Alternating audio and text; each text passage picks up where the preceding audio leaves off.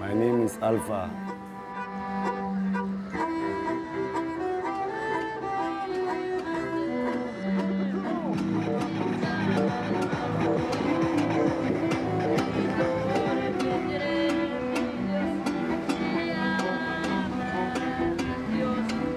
I'm from Africa, Ghana. I traveled from Africa to here. No money in his pockets, stuck here on the Mexican side of the U.S.-Mexico border in Tijuana, denied entry into the United States. African refugee Alpha Bulan says being stranded in Mexico is not what he envisioned, especially after traveling over 6,000 miles over several months here when he was aiming for the United States. He came here from his native Ghana, first flying to Brazil with a plane ticket bought with his life savings. Then a perilous journey north to Tijuana on foot and by bus. When he arrived in this border town, he assumed the United States, just across the border wall, would welcome him, particularly as a refugee from an ally like Ghana. I want to go there. It's good. America, I love America. Alpha thought the U.S. would be a good fit for a free spirit like him. What was your job in Ghana? I'm selling motors. Alpha was a very enthusiastic motorcycle salesman in Ghana. Problem is, he didn't sell many motorbikes because few people could afford them. Alpha's family was growing. He and his wife were barely making ends meet. So Alpha said goodbye, he says, to his 2 young sons, and at the age of 37 made his way here to the border with the United States, telling U.S. immigration officials he just wanted a better life for his family. My plan, I want to get a correct job, I get money to send for my family in Africa.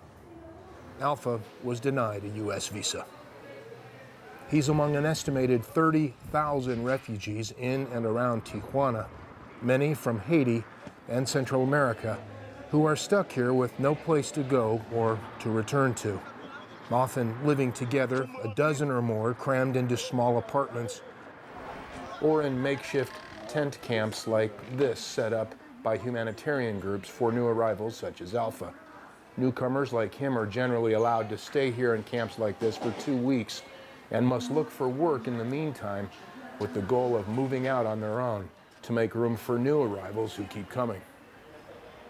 Alpha, who says he's always been on the thin side, says he's lost even more weight in his first 2 weeks here because he says people from Ghana like him don't really care for Mexican food, particularly the main staple here, tortillas. Lots of tortillas here. The tortilla, I can't eat the tortilla. What do you like to eat? Yeah, me, I want rice. You want rice? You got rice. Rice and chicken. No tortillas. I don't like tortilla. Brother, you're in Tijuana. This is Taco City, man. Tacos. No? No. Alpha tells me about one harrowing stretch of his journey crossing from Colombia to Panama when he didn't eat for a week, he says. Colombia to Panama, 7 days in the bush, dangerous. No eat, no food, no solo, only water. I can drink only water, 7 days. Upon arriving in Tijuana, Alpha says Mexico immediately granted him a temporary work visa that allows him to look for work and hopefully find a job, as Mexico has done with other refugees from other countries who've shown up here in the last 2 years, escaping natural disasters like earthquakes in places like Haiti or years of war in places like Syria. Most Syrian refugees are prohibited from entering the United States under restrictions set by the current U.S. administration. However, here in Mexico, many Syrians have been welcomed with open arms. Syrians like art student Sama Abdul Hamid have been granted visas to study in Mexico by a Mexican-led nonprofit humanitarian initiative called the Habesha Project. The easy pace of Mexico, says Sama, a welcomed change from a dismal life back in war-torn Syria. And Mexico, this beautiful and country, and the nature and the culture, it's well known for this kind of treats. And now I'm getting to know this, the people in Mexico, how sweet they are and how, I don't know how to describe it, but really nice and welcoming. And I want to continue my studies. I want to be stronger in order to learn and to do many things in life. Sama says the war in Syria was robbing her love and passion for art. She says the United States was not taking Syrian refugees, but says thanks to Mexico granting her a student visa, she has rediscovered her identity, she says, as an artist here in Mexico. Art, she says, is a tool that helps her survive. No longer feeling lost, she says, as so many refugees from Syria do today. The people lost themselves and lost their expectations and plans. So it's like one tool for anyone who's in need, or even not, to identify himself again in the moment itself, which is a release.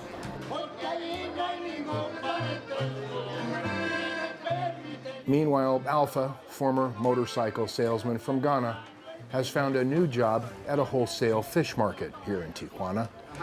The Mexican boss says he doesn't mind that Alpha speaks very little Spanish as long as he works hard. There are some English-speaking Mexicans here who've been deported recently from the United States for not having legal documents, who help Alpha out with his language issues. How's Alpha? Alpha is really good. He's a really hardworking man from Africa, just trying to make a living, you know? Alpha is joined here by other refugees, most of them from Haiti, who, like Alpha, thought the United States would be more welcoming at the border once they arrived here. Now it's not like that anymore. Lots of things change. The Mexican government has estimated upwards of 30,000 refugees from Haiti and Africa have shown up in the border towns of Tijuana and Mexicali over the last 2 years. Many of these nomads being told their chances of gaining legal entry into the United States greatly reduced these days because of what the current U.S. administration alleges are grave security threats, suggesting some refugees may be terrorist agents planning to cross into the U.S. to carry out attacks on U.S. citizens. Concerns or fears all but dispelled by a recent report by the Cato Institute, claiming that not one refugee has committed a fatal terrorist attack in the United States. Not one refugee allowed to cross into the U.S. from Mexico or Canada, dating back to when the tracking of terror suspects began in 1980. So, refugees like Alpha say it's frustrating to be facing tighter security requirements for entry into the U.S. when all he says he's trying to do is create a better life for he and his family. He says he made his trip here to the U.S. border after he was denied a U.S. visa back in Ghana. When I was in Africa, you apply visa. For America? Yeah. And? No. Going back at least a century, the United States has welcomed and granted citizenship to about 1 million foreigners every year, according to U.S. government statistics. Though Africans like Alpha historically have been invited in far fewer numbers to the United States. For example, in any given year, 70,000 Africans are allowed into the U.S. compared to 250,000 Asians or Canadians and Mexicans. Alpha says he fears he may now have even less of a chance of entering the U.S. under the present U.S. administration, an administration that, for starters, has already indicated it will allow fewer political refugees than in the past from countries such as Syria, let alone normal immigrant numbers from other countries. Alpha says his home country, Ghana, is not on any troubled list in the United States, and he says the U.S. should allow him and more of his fellow Ghanaians opportunities to work and live in the United States.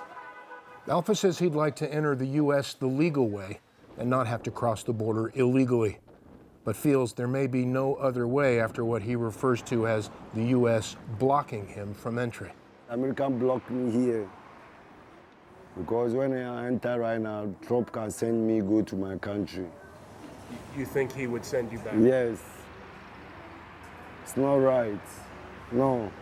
Because every country, if you are a refugee, like Mexico here, it can give you people to work here. Why Trump will not give somebody people to work there?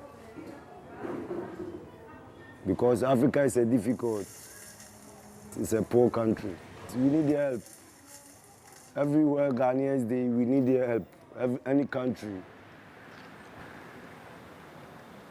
Up before dawn now is Alpha's new routine here in Tijuana for the hour-long walk to his job at the fish market here in the center of town. He's another refugee here with a hard luck story. A story that on occasion some strangers take notice of. Is that Alpha? U.S. citizen Cindy Vickers, here in Tijuana for back surgery, has heard about Alpha's quest to make it to the United States. I think that he's very courageous for traveling such a long distance, and I think it's unfortunate he's having such a hard time getting into the United States, someone who just wants to better his life. He's got 2 kids back home.